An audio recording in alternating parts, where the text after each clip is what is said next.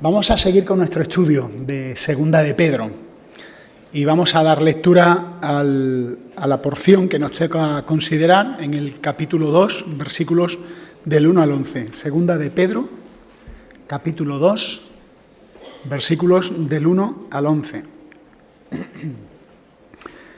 Dice, pero hubo también falsos profetas entre el pueblo, como habrá entre vosotros falsos maestros, que introducirán encubiertamente herejías destructoras y aún negarán al Señor que los rescató, atrayendo sobre sí mismos destrucción repentina. Y muchos seguirán sus disoluciones, por causa de los cuales el camino de la verdad será blasfemado. Y por avaricia harán mercadería de vosotros con palabras fingidas. Sobre los tales ya de largo tiempo la condenación no se tarda y su perdición no se duerme. Pero porque si Dios no perdonó a los ángeles que pecaron, sino que arrojándolos al infierno los entregó a prisiones de oscuridad para ser reservados al juicio, y si no perdonó al mundo antiguo, sino que guardó a Noé, pregonero de justicia, con otras 7 personas, trayendo el diluvio sobre el mundo de los impíos, y si condenó por destrucción a las ciudades de Sodoma y de Gomorra, reduciéndolas a cenizas y poniéndolas de ejemplo a los que habían de vivir impíamente, y libró al justo Lot, abrumado por la nefanda conducta de los malvados, porque este justo que moraba entre ellos afligía cada día su alma justa viendo y oyendo los hechos inicuos de ellos. ¿Sabe el Señor librar de tentación a los piadosos y reservar a los injustos para ser castigados en el día del juicio? Y mayormente a aquellos que, siguiendo la carne, andan en concupiscencia, inmundicia y desprecian el señorío, atrevidos y contumaces, no temen decir mal de las potestades superiores, mientras que los ángeles, que son mayores en fuerza y en potencia, no pronuncian juicio de maldición contra ellas delante del Señor. Me imagino que estáis leyendo Segunda de Pedro, cada día o casi cada día, para entender muy bien el contexto y la idea general de la carta. Lo que hemos aprendido hasta ahora quiero enfatizar 2 cosas. La primera es que la vida cristiana es crecimiento. ¿Qué decía el capítulo 1? ¿Recordáis? Añadid a vuestra fe virtud, a la virtud conocimiento, al conocimiento dominio propio, y seguía añadiendo. Y decía, porque si esas cosas abundan en vosotros, no os dejarán estar ociosos ni sin fruto en cuanto al conocimiento de Cristo Jesús. Y que la vida cristiana, lo segundo que dice es que la vida cristiana es conocer a Jesús. Y conocer a Jesús no es datos en la cabeza. Conocer a Jesús es vivir de una forma diferente, vivir como Jesús, una vida transformada. Así que para el apóstol Pedro no tiene sentido decir que conoces a Jesús y tu vida es de otra manera, porque para él conocer a Jesús es vivir como Jesús. Estas 2 cosas son importantes. Dicho de otra forma, que la salvación es algo creciente. La salvación es algo creciente que transforma tu carácter. La salvación es una nueva vida que se abre camino y que sigue avanzando, no se detiene. Dicho de otra forma, que la vida cristiana es como andar en bicicleta. Tienes que avanzar. Tienes que avanzar. ¿Qué pasa si vas en bicicleta y te quedas parado y no tienes ruedines laterales? ¿Se entiende? Pues que te caes para un lado o para otro. La vida cristiana tiene que avanzar. Y la vida cristiana de forma natural y sobrenatural es avance, es crecimiento. Esto es importante tenerlo en cuenta porque esto es lo que se ha dicho en el contexto anterior. Y ahora, en el texto que hemos hablado, se habla de falsos maestros. Falsos maestros que son unos tramposos, que meten encubiertamente, dice encubiertamente, ¿qué es encubiertamente? De forma engañosa, de forma tramposa, herejías que le llaman de herejías destructoras. Y esto que está hablando de los falsos maestros, pregunta retórica, no hace falta que la respondáis. ¿Está hablando de la Iglesia de Jesucristo o está hablando de otros sitios? Está hablando de la propia Iglesia. Recordad el último discurso que dio Pablo a los ancianos en Éfeso cuando se despide. Y dice, yo sé que después de mi partida entrarán encubiertamente, otra vez la palabra tramposo, encubierto, hombres, lobos, que enseñarán herejías. Bueno, pues esto es de lo que vamos a hablar. Los falsos maestros en la iglesia. Y se les define con una palabra muy curiosa, los que desprecian el señorío. Desprecian, otras traducciones dicen desprecian la autoridad. Así que, bueno, lo tenéis también en los grupos de WhatsApp, la imagen que resumen un poco todo lo que vamos a ver hoy. Mirad, hace años contacté con uno de estos grupos, de forma involuntaria. Hace años, buscando información sobre ciertas doctrinas, las doctrinas de la gracia, di con un grupo que era una iglesia sana que hablaba de estos temas y empecé a escuchar las predicaciones. Y de hecho, me las mandaban gratis en CDs, ¿os acordáis de los CDs? Ese soporte que iba a vencer Apocalipsis. Bueno, pues me mandaban esas predicaciones y yo pensé, ¡ay, qué majos! Y yo escuchaba las predicaciones, eran buenas predicaciones. El pastor de esa iglesia se llamaba porque falleció, José Luis de Jesús Miranda. Y era un tipo carismático, puertorriqueño, había pertenecido a la asociación evangelística Billy Graham, un tío respetado. Pero poco a poco ese grupo empezó a volverse un poquito raro. De pronto dejaron de llamar al pastor Miranda pastor y le llamaban apóstol. Y yo pensé, uy, ese ascenso pinta mal, el apóstol. Y luego siguieron encumbrándolo y ya no le llamaban apóstol, le llamaban el Espíritu Santo. Y luego le llamaban Jesucristo, Jesucristo hombre, porque ellos decían que había dos Jesucristos. Jesús de Nazaret, que era un pobre hombre sin futuro, que fracasó porque lo crucificaron, y él. Y dice, tú ya no se puede ir a más. Sí, se puede ir a más. Este grupo dejaron de celebrar la Navidad y celebraban el cumpleaños del pastor. O sea, yo no sé si este señor, creo que nació en agosto, ellos en agosto celebraban la Navidad porque era el nacimiento de su Jesus Christ personal. Y de hecho, el grupo de alabanza, las canciones que cantaba, quitaron a Dios y cantaban a José Luis. Y las canciones decían, te alabo José Luis para arriba, José Luis para abajo. Claro, a vosotros parece chocante, ¿verdad? Pero ¿cómo es posible que una iglesia sana se metiera en eso? Bueno, yo me empecé a preocupar y me di cuenta que no había nadie en internet escribiendo y estuve durante más de 10 años escribiendo artículos y haciendo vídeos. Y algunos empezaron a salir del grupo, a leer mis vídeos. De hecho, en Asambleas de Dios en México me pidieron permiso los pastores para poner mis vídeos en un congreso de Asambleas de Dios en México. Contacté con obispos que salieron y los entrevisté, ahí están en mi canal de YouTube. Y también hablé con el hijo, uno de los hijos de José Luis, porque cuando el padre murió, el padre dijo que él no iba a morir nunca. Entonces él, de manera oculta, grabó un vídeo del padre en el ataúd. Y me dijo, mira, te mando esto porque los de la secta van a negar que mi padre murió y mi padre murió. Y entonces me mandó el vídeo para que yo lo publicara, porque ellos iban a negarlo. Bueno, pasaron muchas más cosas, no voy a contaros batallitas de abuelos cebolletas, pero lo que estoy contando es esto. ¿Cómo funciona un falso profeta? ¿Cómo funciona un falso maestro? ¿Cómo llegan a la degradación? Porque mirad, en el texto dice otra cosa. No se dice que enseñan los falsos maestros, pero sí se dice en el texto, en 2 de Pedro, y lo dice varias veces, que las consecuencias de su doctrina son depravación moral, frenesí sexual, desvarío, inmoralidad. Por cierto, lo que pasó en ese grupo fue eso. De pronto un día José Luis se levantó y dijo que el pecado no existía. El pecado no existía.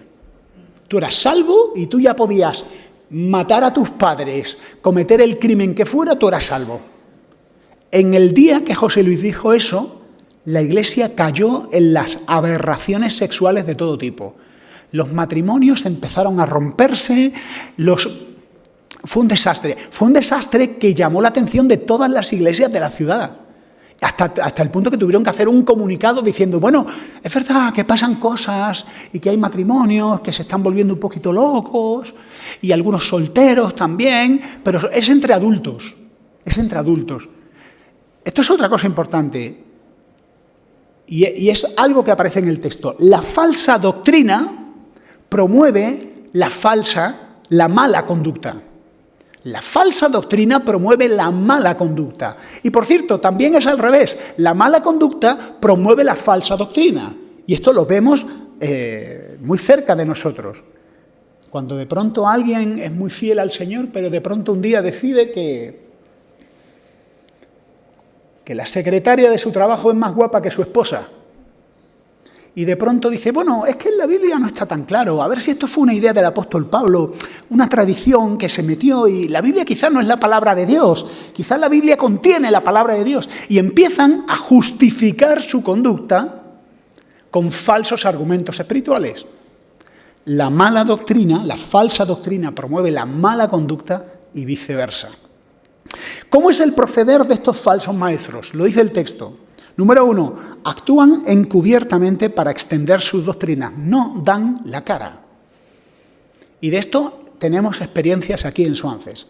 Gente que se mete, parecen respetables, parecen gente que incluso ha venido recomendados. Pero cuando tú les haces unas pocas preguntas, te das cuenta de que están promoviendo enseñanzas que no tienen nada que ver con la Biblia.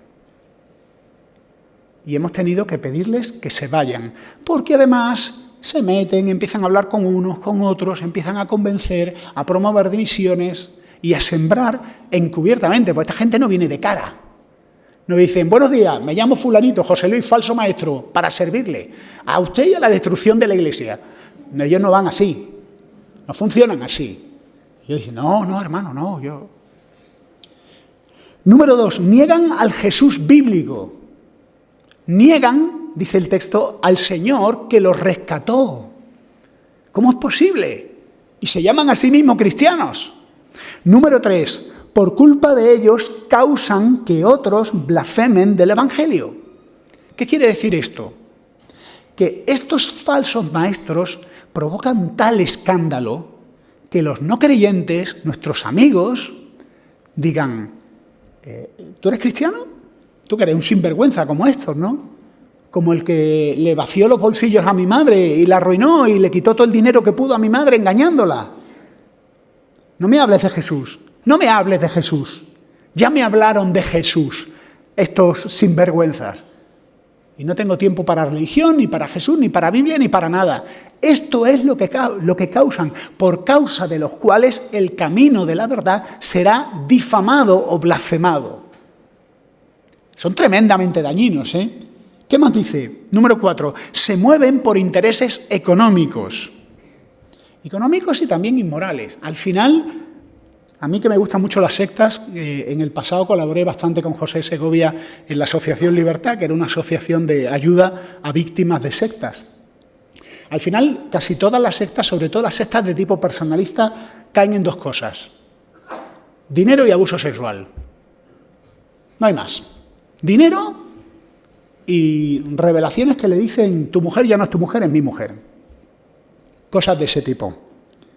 Y número 5, su fin será la destrucción. Acaban mal. ¿Qué dice el texto? Introducirán encubiertamente herejías destructoras, aún negarán al Señor que los rescató, y dice el final del versículo 1, atrayendo sobre sí mismos destrucción repentina. Y es interesante la expresión destrucción repentina, porque ahora lo vamos a ver un poco. Dios mete a estos falsos maestros en el mismo equipo que los falsos profetas del Antiguo Testamento. ¿Qué ocurrió con la rebelión de Coré, Datán y Abiram? Ellos empezaron a decir, esto del sacerdocio, esto que ha dicho Moisés del sacerdocio, de que solo hay uno, los descendientes de Aarón, que son sacerdotes, no, todo el pueblo es santo. ¿Y qué dice Moisés? Apartaos de las tiendas de esta gente. ¿Y qué les ocurrió? Destrucción repentina. La tierra se abrió y el juicio de Dios vino inmediatamente.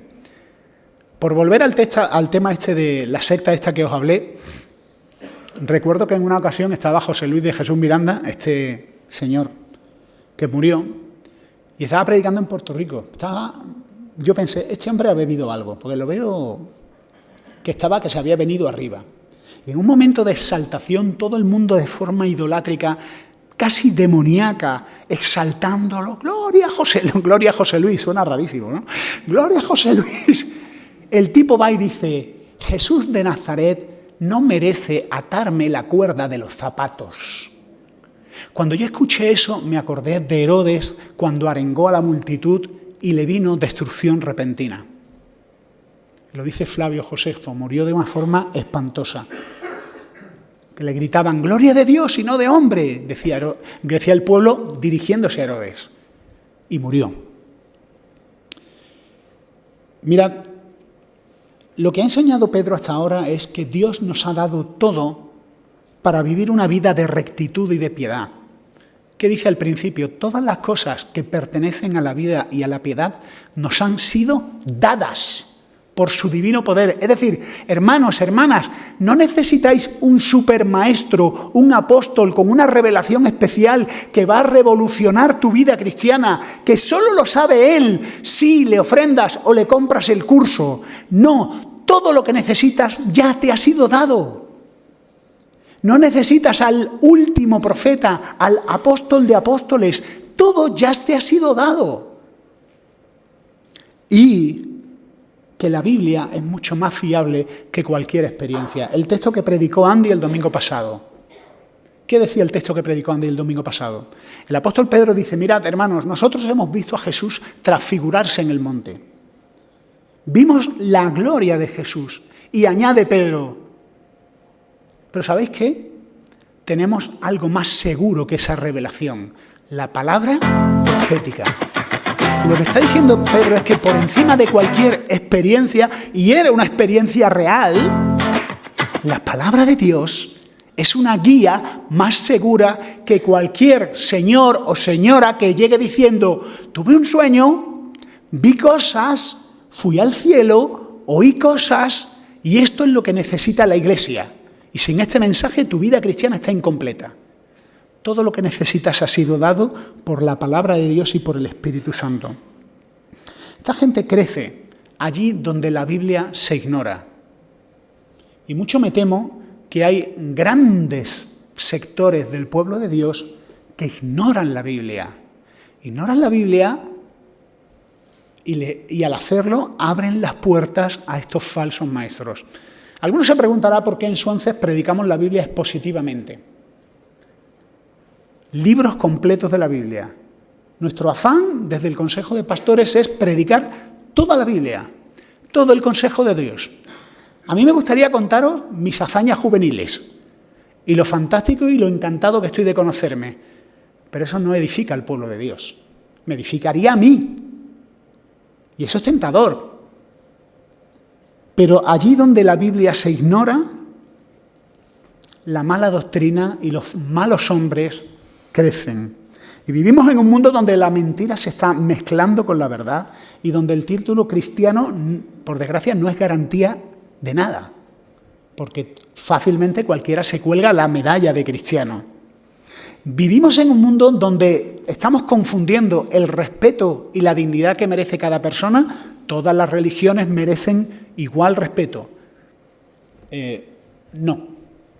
Todas las religiones no merecen igual respeto. Pues no es lo mismo la mutilación genital femenina, no es lo mismo el sacrificio infantil, no es lo mismo la lapidación de mujeres homosexuales y adúlteros, no es lo mismo que el Evangelio de Jesucristo.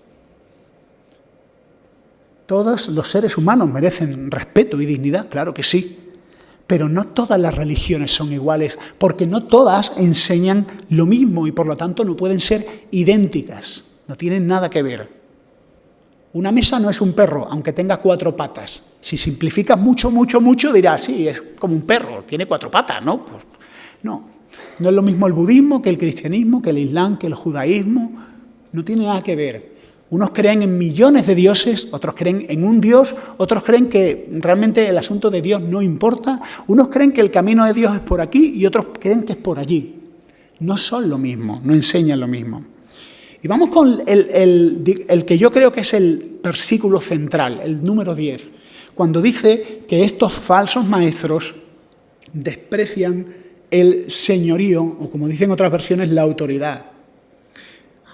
Aquellos que siguiendo la carne, cuando habla de la carne, no tiene nada que ver con los veganos, Siguiendo la carne, tranquilos carnívoros, esto no va con vosotros. Habla de los deseos que se rebelan contra Dios. Cuando la Biblia habla de carne, habla de ese tipo de deseos que se rebelan contra Dios. Andan en concupiscencia. Concupiscencia quiere decir un fuerte deseo.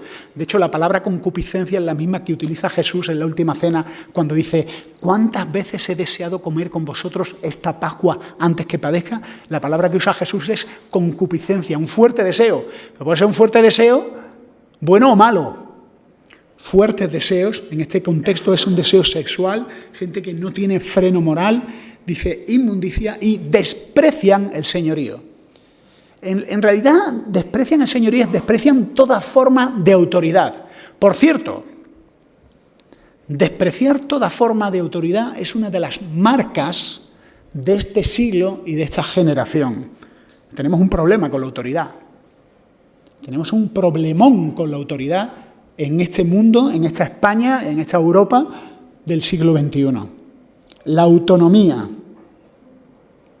independizarnos de Dios, ser nuestro propio Dios.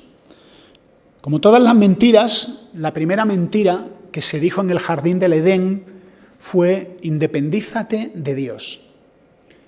Mira, hay algo mejor que Dios, y es que tú seas tu propio Dios. Esto es despreciar la autoridad.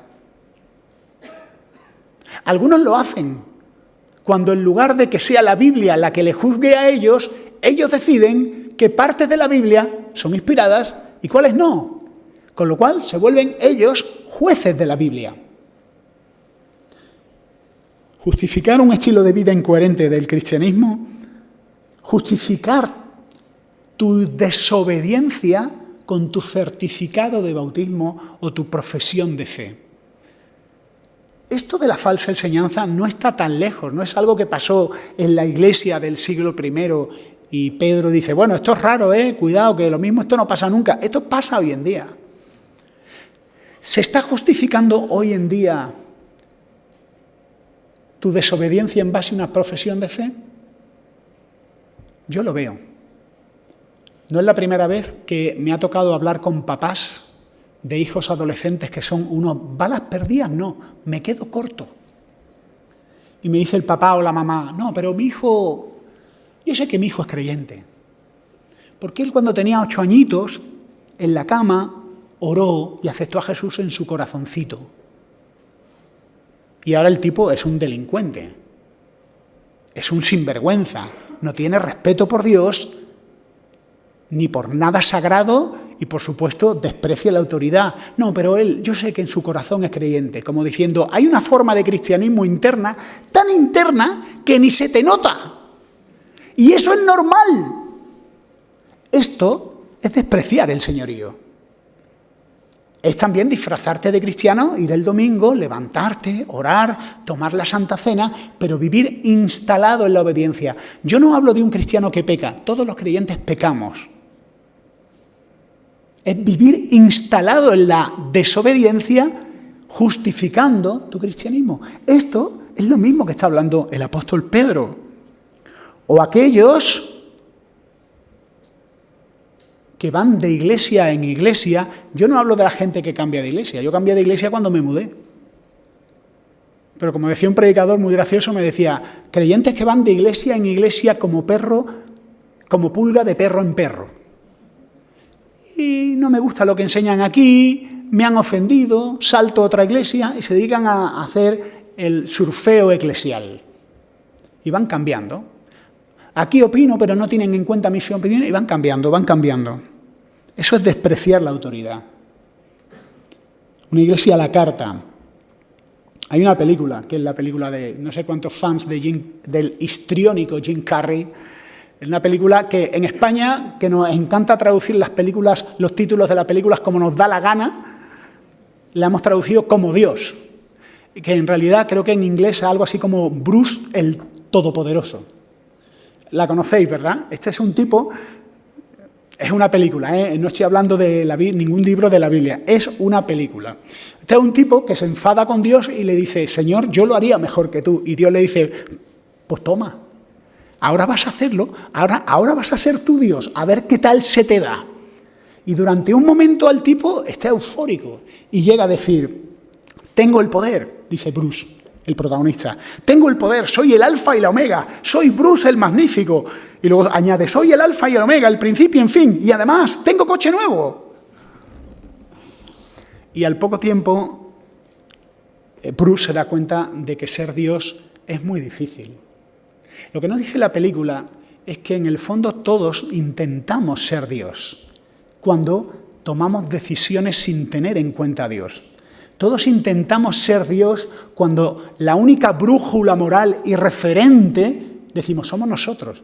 Yo voy a decidir qué está bien y qué está mal. Yo controlo mi vida. Pero tú no puedes controlar tu vida. Tú has sido creado en dependencia para que Dios sea mejor Señor de lo que tú puedes ser Señor de tu vida. Y cuando tú intentas ser Señor de tu vida, fracasas. Hay un eslogan que se dijo lo han utilizado mucho, sobre todo grupos anarquistas y a nivel político, es el eslogan Dios ha muerto. Y me da cierta tristeza que se utilice el eslogan Dios ha muerto como si fuera algo triunfalista, ¿no? Dios ha muerto. Vámonos de copas. Dios ha muerto. El que acuñó esta expresión fue el filósofo Federico Nietzsche. Y no es una expresión triunfalista, es una expresión trágica. Es Dios ha muerto y ¿ahora qué hacemos? Os voy a leer una porción de un escrito de este filósofo. ¿Dónde está Dios?, dice Federico Nietzsche. Os lo voy a decir. Lo hemos matado, vosotros y yo. Todos nosotros somos sus asesinos. Pero, ¿cómo hemos hecho esto? ¿Cómo pudimos vaciar el mar? ¿Qué hicimos cuando desencadenamos a esta tierra de su sol? ¿Hacia dónde se mueve ahora? ¿Nos alejamos de todos los soles? ¿Nos caemos continuamente hacia atrás, hacia los lados, hacia adelante, en todas direcciones? ¿Existe aún un arriba y un abajo? ¿No estamos errando como a través de la nada infinita? Alguien añade a esto, la serpiente nos prometió independencia de Dios, pero Nietzsche nos explicó las consecuencias. ¿Qué tragedia es negar a Dios? ¿Qué tragedia es ir a la deriva, siendo tú tu propio Dios? ¿Qué tragedia es ir a oscuras por el mundo? Dice Proverbios que el camino de los impíos es como la oscuridad. No saben en qué tropiezan. Y así es el hombre sin Dios. No sabe en qué tropieza. Dice también Proverbios, el corazón del impío tuerce su camino y luego contra Dios se irrita su corazón. Es decir, el tío necio, y ahí me meto yo también, mete la pata y luego dice, Dios, ¿por qué me has hecho esto? A lo cual Dios bien le podría responder, necio, si fuiste tú el que metiste la pata. ¿Cómo que Dios me has hecho esto? Tú mismo decidiste tomar las riendas de tu vida. ¿Quiénes son los que desprecian el señorío? Y es interesante lo que dice aquí, porque el apóstol Pedro, por inspiración del Espíritu Santo, mete en el mismo grupo a los falsos maestros que a los falsos profetas de Israel. ¿Os acordáis de los falsos profetas de Israel? Aquellos que decían cosas como, este es nuestro Dios que nos sacó de Egipto, y hicieron un becerro. O, vamos a la guerra contra estos, venceremos. Y eran aniquilados. Destrucción repentina. El apóstol Pedro mete a los falsos maestros en el mismo club que los falsos profetas, que a los que siguen a esos falsos profetas, que a los ángeles que pecaron en la primera rebelión que dice la Biblia que una tercera parte del mundo angelical se rebeló contra Dios. El mundo antiguo de Noé es aquellos que recibieron la predicación de Noé, al cual la Biblia llama predicador de justicia, y Noé estaba advirtiendo, si no cambiáis vuestra forma de vivir, va a venir un juicio que va a barrer con la humanidad. Y el mundo de Noé negó, se reían de Noé, y rechazaron la predicación de Noé. Las ciudades de Sodoma y Gomorra, de las cuales se cuenta muy poco en la Biblia, pero que habían llegado a unos niveles de depravación sexual que no podías dormir en la calle. No podías dormir en la calle de lo que te podía pasar, y todo el mundo lo sabía, que a partir de ciertas horas la gente se volvía loca. Y a todos se equipara a los falsos maestros. Todos estos falsos maestros que tienen al final una conducta depravada no se distinguen de todas las sociedades que por su maldad y su inmoralidad han sido destruidas, han implosionado. Los asirios, los amorreos, los babilonios, los romanos, civilizaciones inmorales, profundamente inmorales, que cayeron. Y ese es el final de todos ellos. Y ahora mirad, porque aquí se repite una idea hasta 3 veces, la idea de juicio final. Y es importante, porque esta gente que enseñan una conducta liberal, gente que enseñaba en la iglesia, mira, tú puedes divorciarte, puedes acostarte con quien quieras, es que no hay Dios, no hay juicio, no hay Señor, tú vive tu vida de la forma más loca posible y disfruta. Esta gente ignora el juicio de Dios. Se repite 2 veces, Dios no perdonó. Dios no perdonó, versículo 4. Dios no perdonó a los ángeles que pecaron. Versículo 5, Dios no perdonó al mundo antiguo. Versículo 6, Dios condenó por destrucción a las ciudades de Sodoma y de Gomorra. Es decir, esta gente ignoran que después de la muerte hay un juicio al que se van a enfrentar. Ellos se creen que no hay juicio, ni hay Dios, ni ser moral, ni nada. Pero van a enfrentar un juicio. Y esa certidumbre del juicio, hermanos, el juicio de Dios no es solo para los no creyentes. ¿Pensáis que los creyentes no vamos a enfrentar algo que se llama tribunal de Cristo? ¿Pensáis que los creyentes no vamos a dar cuentas? ¿Pensáis que los creyentes podemos vivir de cualquier manera sin consecuencias? Si alguien enseña eso, anatema, maldito. Porque el pecado tiene consecuencias en la vida del creyente. ¿Sí o sí? ¿Tú crees en la seguridad de salvación? Yo creo en la seguridad de salvación. Pero en nuestra generación hemos olvidado el temor de Dios. Y el temor de Dios no es el terror de Dios. El temor de Dios es el profundo respeto a un ser moral y muy moral, que no da por inocente al culpable. Y podemos ser libres del juicio de Dios por medio de aquel que sufrió el juicio de Dios en la cruz, que es Jesús. Jesús, quien nos libra de la ira venidera. Pero vamos a dar cuenta los creyentes. Y existe la posibilidad, esto lo digo con mucha precaución porque habrá hermanos con una conciencia débil que se sientan mal, pero existe la posibilidad de que tú no seas convertido, sino convencido.